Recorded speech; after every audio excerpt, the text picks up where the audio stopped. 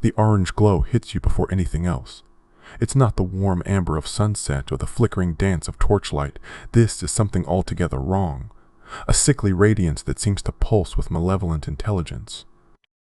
You're standing at the edge of a nightmare made manifest, peering into the depths of the nightmare of Mensis, and somewhere in that twisted realm of impossible architecture and bleeding skies, something is watching you. Not with eyes as we understand them, but with a consciousness so vast and tortured that merely acknowledging its existence sends waves of frenzy crawling through your mind like insects made of light and madness. Welcome, fellow seekers of forbidden knowledge, to King 7 lore, where we descend into the darkest corners of gaming's most intricate mythologies.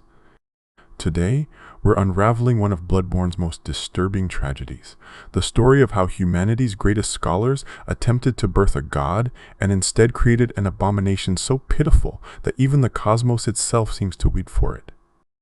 The Brain of Mensis stands as perhaps the most grotesque testament to human ambition in all of Yhar'gul's blood-soaked history, a living monument to what happens when mortals dare to reach beyond the veil of reality and grasp at powers they were never meant to comprehend. Picture, if you will, a brain the size of a cathedral bell, suspended in chains within a pitch-black abyss. Its surface ripples with countless eyes that blink in patterns that follow no earthly logic, each one lined with what can only be described as malice given form. This is no mere monster or beast corrupted by blood. This is what remains of an entire school of scholars who sought transcendence and found only damnation. The Brain of Mensis is both executioner and victim, a great one born from human ambition and imprisoned by its own grotesque existence. The path that led to this cosmic tragedy begins not in the nightmare realm where the brain now dwells, but in the scholarly halls of Byrgenwerth College, where humanity first glimpsed truths that should have remained hidden. It's a story of rival factions competing to touch the divine, of rituals that consumed entire districts of Yhar'gul, and of one man's obsession with evolution that would ultimately damn his followers to a fate worse than death. Micolash, the leader of the school of Mensis, believed that humanity's next evolutionary step lay not in the physical realm, but in the world of dreams and nightmares, where the great ones, those cosmic beings of unfathomable power, held court over realities that defied human comprehension. What makes this tale particularly haunting is that we know, from the very items and relics left behind, that the school of Mensis succeeded in their goal. They did make contact with the Great Ones. They did achieve a form of transcendence. The living string item description confirms this with chilling clarity. The immense brain that Mensis retrieved from the nightmare was indeed lined with eyes on the inside, but they were of an evil sort, and the brain itself was terribly rotten. But even still, it was a legitimate great one. Success and damnation, it seems, are not mutually exclusive in the world of Bloodborne. To understand how a group of brilliant scholars became a singular abomination chained in eternal darkness, we must first understand the school of Mensis itself, its origins, its philosophy, and the dangerous knowledge that drove its members to attempt what no human should ever attempt. The school emerged from a schism within Byrgenwerth College, that venerable institution where humanity first made contact with the eldritch truth lurking beneath our reality. When Master Willem, the college's provost, chose the path of insight and inner evolution, believing that humanity needed more eyes on the inside to comprehend the cosmos, not all of his students agreed with his methods. If you're finding yourself drawn into this dark tale already, I genuinely appreciate if you'd hit that like button. It makes a real difference in helping this deep dive reach other lore enthusiasts through YouTube's algorithm. Your support means everything and helps keep these in-depth explorations of gaming's most intricate stories coming. While Lawrence departed Byrgenwerth to found the Healing Church, pursuing the power of the old blood to transform humanity from without, another faction emerged with far more radical ideas. This group, which would become the School of Mensis, believed that true ascension could only be achieved by directly communing with the Great Ones in their natural habitat, the realm of nightmares and dreams. Led by Micolash, a scholar whose brilliance was matched only by his willingness to sacrifice anything and anyone for knowledge, the School of Mensis established itself in secret within Yahar'gul, the unseen village. The choice of Yahar'gul, as their base of operations reveals much about the school's methods and mentality. Hidden from the prying eyes of both the healing church and the common citizens of Yhar'gul, this district became a laboratory for experiments that would have horrified even the blood-drunk ministers of the cathedral ward. The residents of Yahar'gul lived in constant fear, for the School of Mensis had no qualms about using living subjects in their research. Kidnappings became commonplace, with snatchers, those tall, hooded figures with sacks slung over their shoulders prowling the streets of Yhar'gul to collect fresh materials for whatever dark purposes the school required. The philosophy that drove these scholars was deceptively simple, yet cosmically ambitious. Where Master Willem sought to evolve humanity gradually through the accumulation of insight and the lining of brains with eyes, Micolash and his followers believed in a more direct approach. They theorized that the human mind, when properly prepared and equipped, could project itself into the nightmare realm and achieve instant communion with the Great Ones. The key to this process was the Mensis cage, a disturbing piece of headwear that resembles nothing so much as an iron crown of antennae and spikes designed to facilitate contact with beings whose very existence defied three-dimensional space. Historical records and environmental storytelling within Yahar'gul paint a picture of escalating obsession. The school's early experiments likely involved individual attempts at contact, with scholars donning their cages and entering meditative trances designed to project their consciousness beyond the veil. These initial forays must have yielded some success, for the school's activities intensified rather than diminished over time. They began to worship Amygdala, one of the more accessible Great Ones, whose multi-armed forms could occasionally be glimpsed clinging to the buildings of Yhar'gul by those with sufficient insight. Statues of Amygdala began appearing throughout Yahar'gul, and the school's rituals grew more elaborate and demanding. If you're finding value in uncovering these dark secrets of Yhar'gul's history, consider subscribing to the channel to join our growing community of lore enthusiasts. Your support truly makes these deep investigations into gaming's most complex narratives possible, and there's so much more forbidden knowledge yet to explore. The School of Mensis also turned their attention to the ancient Pthumerian civilization, those precursors who had successfully communed with the Great Ones in ages past. Deep within the labyrinthine catacombs beneath Yhar'gul, Mensis scholars discovered evidence of Pthumerian rituals and, most crucially, encountered Queen Yhar'gul herself, or rather, her undying specter, eternally mourning the loss of her child, Mergo. This discovery would prove pivotal to the school's ultimate plan, for in Pthumerian culture and history, they found a blueprint for achieving what they desired most, audience with the Great One. The significance of Mergo cannot be overstated in understanding what drove the School of Mensis to their final, catastrophic ritual. According to the game's deepest lore, Mergo was the child of Queen Yhar'gul and Adon, a Great One so transcendent that it exists only as voice and influence rather than physical form. The child was stillborn, or perhaps existed in a state between life and death, and this liminal existence made Mergo particularly valuable to those seeking to bridge the gap between human and Great One.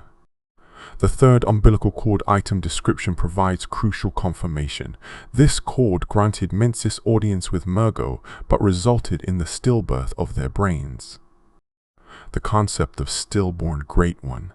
Children appears repeatedly throughout Bloodborne's mythology, and developer Hidetaka Miyazaki himself confirmed in interviews that Great Ones lose their children due to their transcendent positions and are subsequently drawn to special infants as surrogate offspring. This cosmic tragedy, beings of immense power unable to procreate successfully, creates a vulnerability that humans throughout Bloodborne's history have attempted to exploit. The School of Mensis understood this principle and sought to use Mergo as bait, a lure to draw the attention of the Great Ones and facilitate true communion. As the school's preparations intensified, Yahar'gul transformed from a secretive research facility into something far more sinister. The evidence of their preparations can still be seen in the village's twisted streets, massive collections of bodies stuffed into caskets, ritualistic arrangements of corpses, and most disturbingly, the remains of citizens fused directly into the walls and architecture of the buildings themselves. These were not random acts of violence, but calculated sacrifices, each death serving a purpose in the grand ritual the school was preparing. The actual mechanics of the ritual remain partially shrouded in mystery, with various item descriptions and environmental clues providing fragments of the full picture. What we know with certainty, confirmed through multiple in-game sources, is that the School of Mensis attempted to use the third umbilical cord of Mergo to make contact with the infant Great One's consciousness. They believed that by establishing this connection, they could use Mergo as an intermediary to achieve audience with the cosmos itself. Every member of the school will participate simultaneously, their minds linked through the Mensis cages, projecting their collective consciousness into the nightmare realm in search of transcendence. The night of the ritual itself must have been a spectacle of cosmic horror. Picture dozens, perhaps hundreds of scholars gathered in the heart of Yahar'gul, their heads adorned with the cage-like crowns that would serve as antennae for their psychic projection. The moonlight, already strange in Yhar'gul due to the city's proximity to eldritch forces, would have taken on an even more unnatural quality as the barrier between reality and nightmare began to weaken. The beckoning of the moon, that mysterious force that draws humans toward beasthood and madness, intensified to levels never before experienced in Yhar'gul's already cursed history. The ritualists began their chant, words and languages that predated human speech, sounds that human throats were never meant to produce. Through the Mensis cages, their minds reached out across dimensional boundaries, seeking Mergo, seeking the Great Ones, seeking evolution itself. And horrifyingly, catastrophically, they succeeded. Contact was made. The School of Mensis achieved what Master Willem had only theorized, what the Healing Church had failed to accomplish despite all their blood ministration. They touched the consciousness of Mergo, and through that stillborn child of Queen Yhar'gul, they glimpsed the true nature of the cosmos.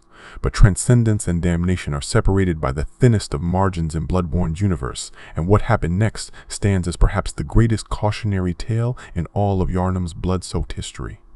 The human mind, even when enhanced by insight and fortified by knowledge, was not meant to directly interface with the consciousness of a Great One. The item descriptions tell us the result, with clinical, horrifying precision.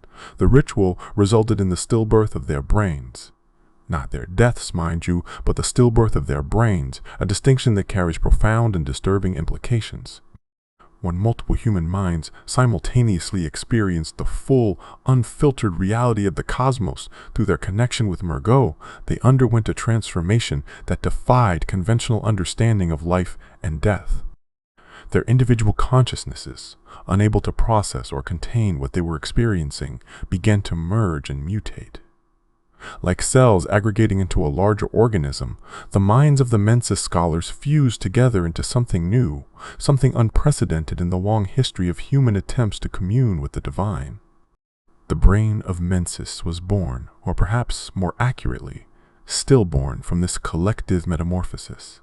The scholars' physical bodies in Yahar'gul collapsed, their minds ripped from their corporeal forms and merged into a singular, massive consciousness that manifested in the nightmare of Mensis as a colossal brain. But this was no orderly fusion, no harmonious joining of minds in cosmic enlightenment. This was a violent, agonizing process that left the resulting entity malformed and, as the living string description so evocatively states, terribly rotten. The transformation didn't stop with the school members themselves. The ritual's energy rippled outward through Yahar'gul like a shockwave of madness and mutation. Citizens who had been captured for sacrifice found themselves pulled into the nightmare, their bodies and souls twisted into new configurations of horror. Some were fused directly into the architecture, becoming part of the very walls and streets of the village. Others were amalgamated into the One Reborn, a massive, writhing collection of human corpses animated by some blasphemous parody of life. The border between Yhar'gul's reality and the nightmare of Mensis became permanently weakened, allowing the two realms to bleed into each other in ways that would have lasting consequences for the city and its inhabitants. Only one member of the School of Mensis retained any semblance of individual consciousness, Micolash himself. Whether through some preparation unknown to his followers, sheer force of will, or perhaps a cruel joke by the cosmos itself, the school's leader maintained his separate existence even as his followers merged into the brain. But this survival, if it can be called that, came at a terrible price. Micolash became trapped within the nightmare of Mensis, his consciousness imprisoned in an endless maze of his own making, forever pursuing the enlightenment that had destroyed everything he had built. His dialogue, when encountered by hunters, reveals a mind shattered by revelation, yet still desperately clinging to the belief that his path was correct. Ah, Kos, or some say Kosum. Do you hear our prayers? Grant us eyes, grant us eyes. The Brain of Mensis itself presents one of Bloodborne's most philosophically complex entities. By all accounts and evidence within the game, it succeeded in becoming what the school sought, a legitimate great one, a being that had transcended human limitations and achieved cosmic significance. The living string confirms this transformation was real, not illusory.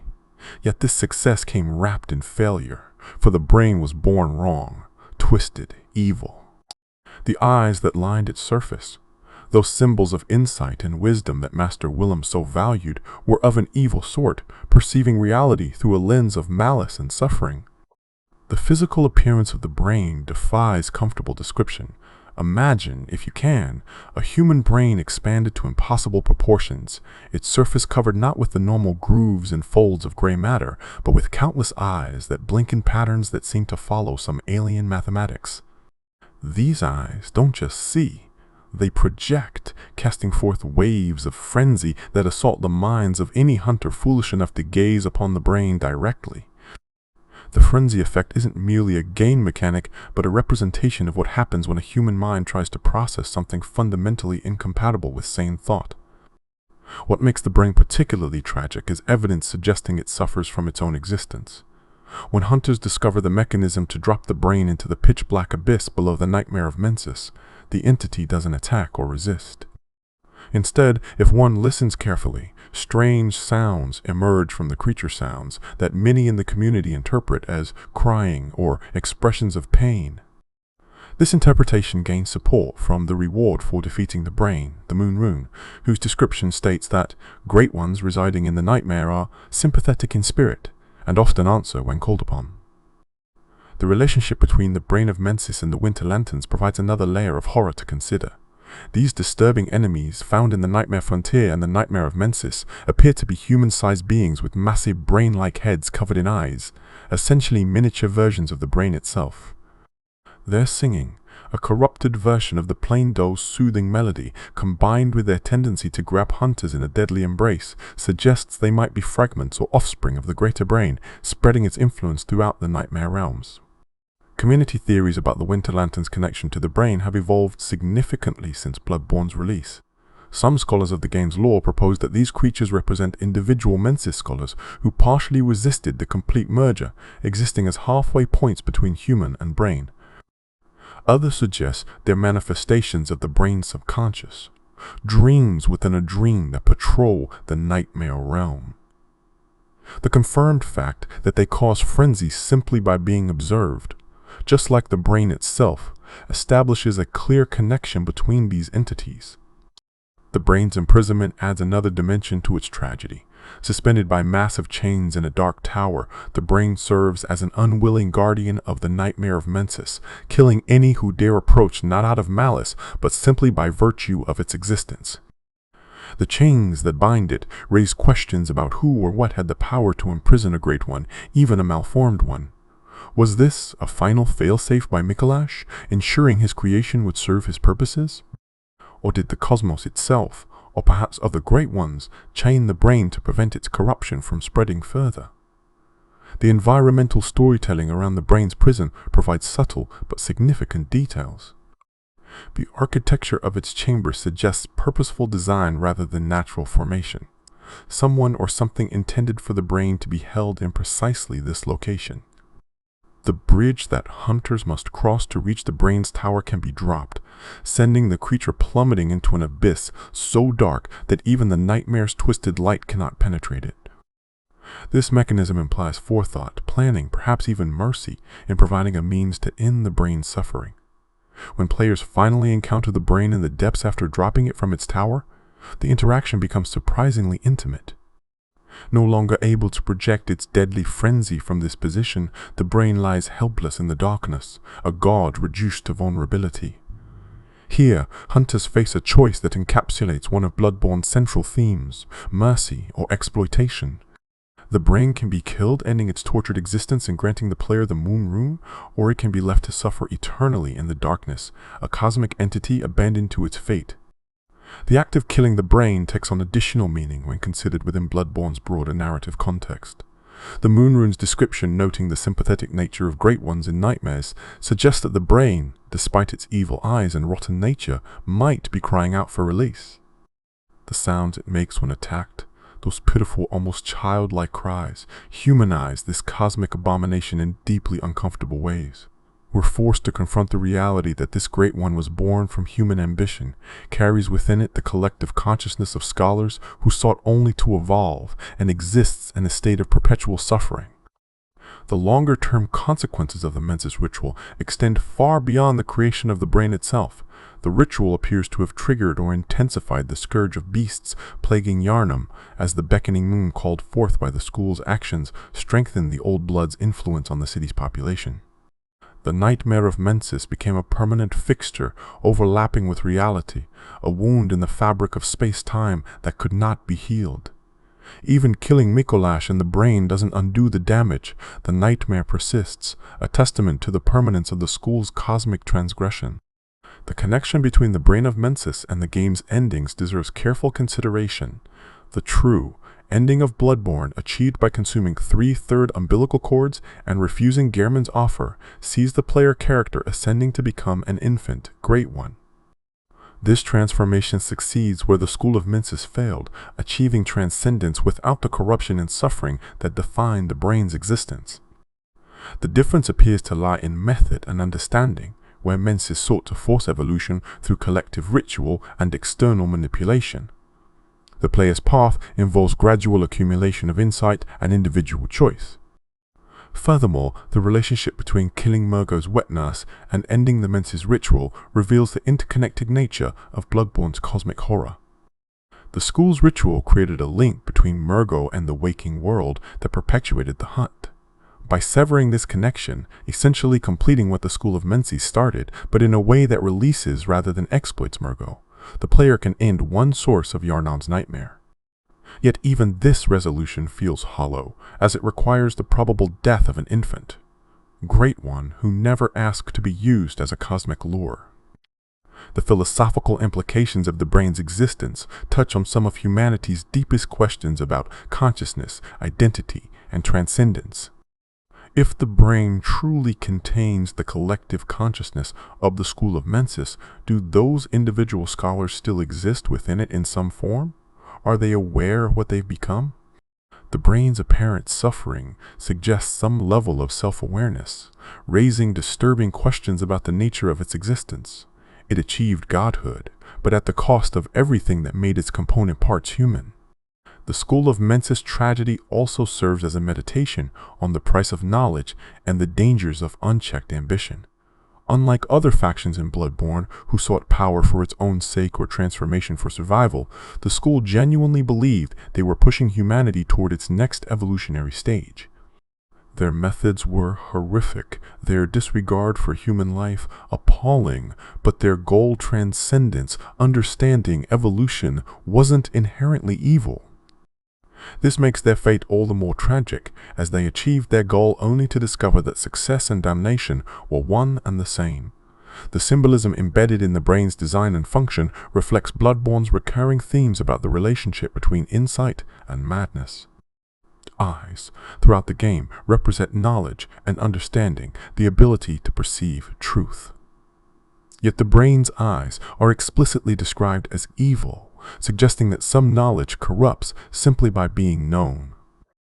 The frenzy effect caused by observing the brain literalizes the Lovecraftian concept that some truths are too terrible for the human mind to process.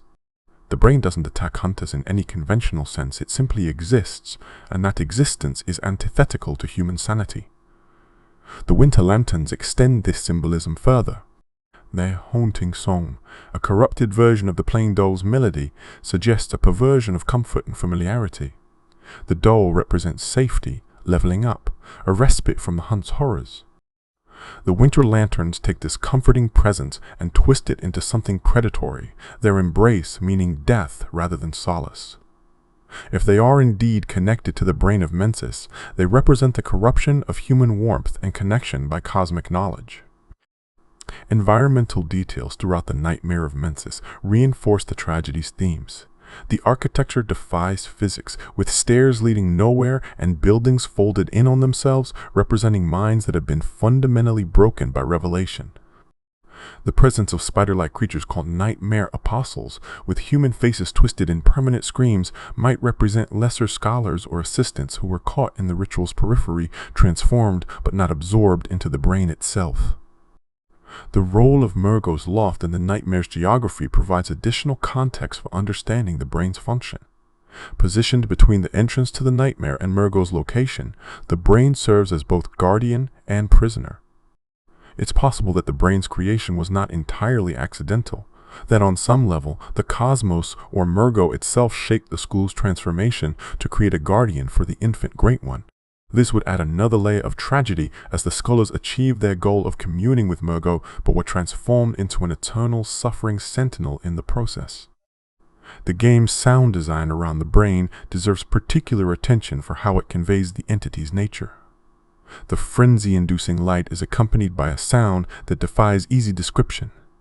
Part electronic static, part organic scream, part something else entirely.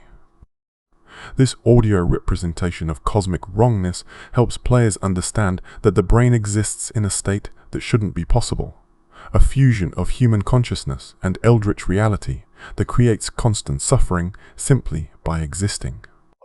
When examining the Brain of Mensis within Bloodborne's broader narrative, parallels emerge with other cautionary tales in the game. The Healing Church's blood ministration created the Beast Plague. Byrgenwerth's experiments led to the creation of Ram and the concealment of the Blood Moon. The School of Mensis's ritual birthed the brain and perpetuated the hunt. Each faction, in trying to elevate humanity, instead created new forms of suffering and degradation. The pattern suggests that in Bloodborne's universe, any attempt to transcend human limitations through external means, blood, insight, or ritual, inevitably leads to corruption. Yet the game doesn't entirely condemn the search for transcendence. The player character can achieve true evolution, becoming an infant, Great One without the corruption that defined the brain's existence. This suggests that transcendence is possible, but only through individual journey rather than collective ritual, through understanding rather than force, through acceptance of the cosmos rather than trying to control it. The School of Mensis tried to storm heaven's gates with an army. The successful hunter slips through alone, having earned passage through trials and comprehension. The translation differences between the Japanese and English versions of the game provide additional nuance to understanding the brain's nature. In Japanese, certain descriptions use terms that more literally translate to defective brain tissue rather than stillbirth, suggesting that the transformation was incomplete or malformed from the start. This linguistic difference doesn't change the fundamental tragedy, but adds texture to understanding exactly what went wrong with the ritual. The Brain of Mensis stands as one of gaming's most disturbing examples of body horror precisely because it represents a collective rather than individual transformation. We can comprehend one person becoming a monster, but an entire school of scholars merging into a singular, suffering entity challenges our understanding of identity and consciousness. The brain forces us to question whether the scholars ceased to exist when they merged, or if they persist in some form within the collective, aware but unable to act individually. This collective nature also raises questions about culpability and redemption. If the brain contains innocent scholars who were simply following Micolash's lead, does it deserve the mercy killing the player can provide? Or does its creation through willing participation in horrific rituals? The sacrifice of Yahar'gul citizens, the exploitation of Mergo mean? It deserves its suffering. Bloodborne refuses to provide easy answers, leaving players to wrestle with these moral complexities themselves. The lasting impact of the School of Mensis on Yhar'gul cannot be overstated. Even after the player's intervention, Yahar'gul remains a twisted hellscape where reality and nightmare intersect. The One Reborn, that amalgamation of corpses animated by the ritual's energy, represents hundreds of lives destroyed in pursuit of transcendence.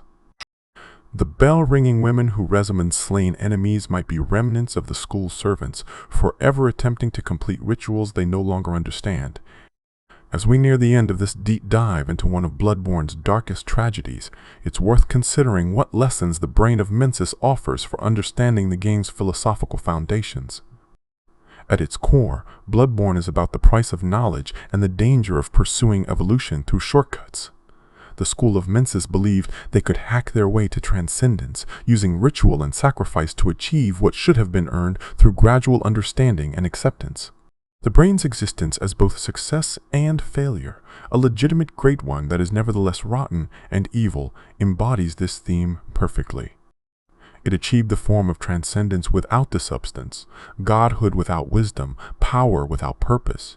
Its endless suffering serves as a warning that forcing evolution before consciousness is ready to handle it leads not to enlightenment but to a state worse than death. The tragedy of the Brain of Mensis ultimately reminds us that, in seeking to become more than human, we risk becoming less than human. The scholars of Mensis lost their individual identities, their humanity, their sanity, and even their ability to die properly. They exist now as a singular entity that knows only suffering and inflicts that suffering on others, not through malice, but through its mere existence.